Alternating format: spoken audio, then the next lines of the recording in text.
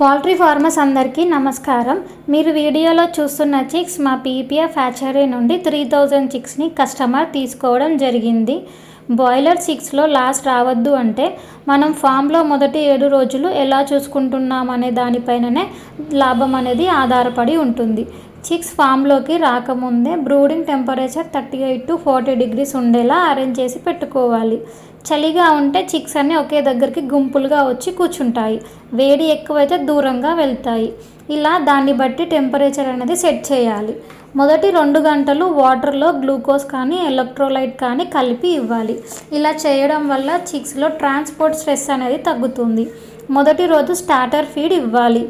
అన్ని chicks feed తింటున్నాయా లేదా అని గమనిస్తూ ఉండాలి. డ్రింకర్స్ ఫీడర్స్ ఎప్పుడు క్లీన్గా ఉండేలా చూసుకోవాలి.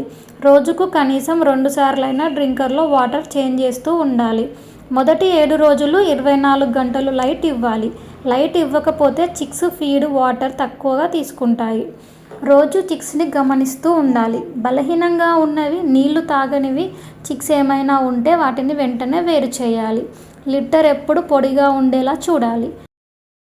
ఈ విధంగా మొదటి 7 రోజులు సరిగ్గా చూసుకుంటేనే చిక్స్లో గ్రోత్ బాగా వస్తుంది.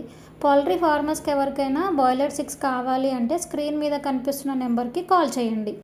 ఈ వీడియోని లైక్ చేయండి అండ్ మరిన్ని పౌల్ట్రీ ఫార్మింగ్కి సంబంధించిన టిప్స్ కోసం మా ఛానల్ని సబ్స్క్రైబ్ చేసుకోండి. Thank you for watching.